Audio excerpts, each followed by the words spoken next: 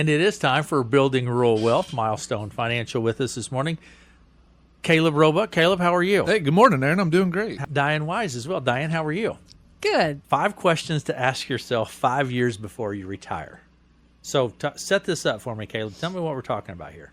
Yeah, and whether retirement's 5 years away or even closer, these are questions that we want to bring up, that we've talked about before, but that are practical questions that, we feel that you at least need to start talking about and thinking about. And, the things we'll talk about today, there isn't a perfect answer to them, or you're not going to have all the answers to all these questions, right now. But the idea with this conversation is about, start having those conversations early. Again, if you're 5 years or longer out or closer to that, these, we feel, are conversations you need to have with your spouse, your partner, your financial advisor, your tax person to know what it is. Because, the goal isn't about perfection, but it's about preparation and adaptability. Let's start here.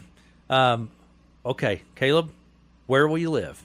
Yeah, I mean, you mentioned, most of these questions are not going to be a surprise to people, but when you actually sit down, think about them, think about the pros and cons, the logistics of them, they are. And if you really think about it at a level of this is our plan, rather than just kind of pie in the sky kind of question, there's a lot to consider. Yeah, especially retirement planning. Hey, this is what we plan for. This is what we've worked for. This is what we've saved and invested for. To us, that's what you want to do with your plan. So that's why you want to start at 5 years or more out to make it exactly how you want it. Now, again, there's parameters around that, and you got to do it with what's realistic. But, a big one for most people is where do they want to live? We all have a dream of living on the beach or mountains or staying right here in your hometown and doing that, but traveling, but that is a big part of where do you want to live? Location impacts, everything, property taxes, utility cost, housing affordability, and we've all seen, those things increase in the last couple of years, whether you live on the coast or here in Sunshine Country, they've all gone up, but it is part of,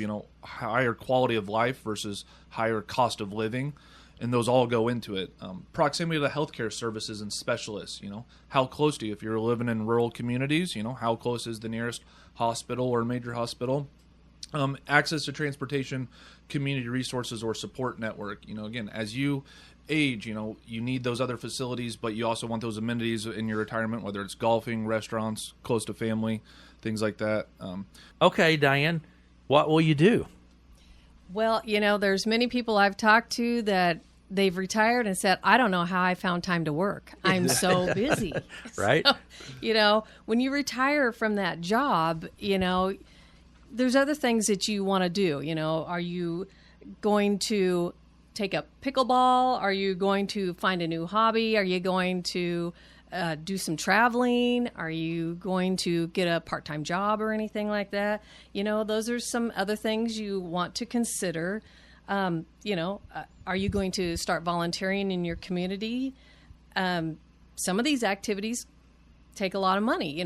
If you're going to be traveling the world and want to go overseas and see Europe, travel Europe, on a 3-month cruise, that's going to take some money. So you need to be prepared to do some of those things.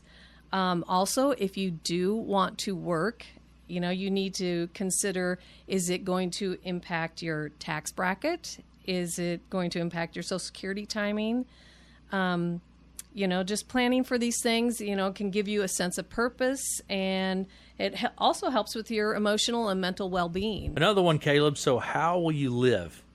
Yeah, kind of along the same lines and same lifestyle too. I talked about lifestyle as far as location. Kind of where you're located depends on a certain type of lifestyle. But this lifestyle is truly, what are you going to do to shape your retirement? What is that day-to-day needs? That you need and how you're going to live based off your risk tolerance, your income. Kind of what are those confines within your plan that is realistic to you too.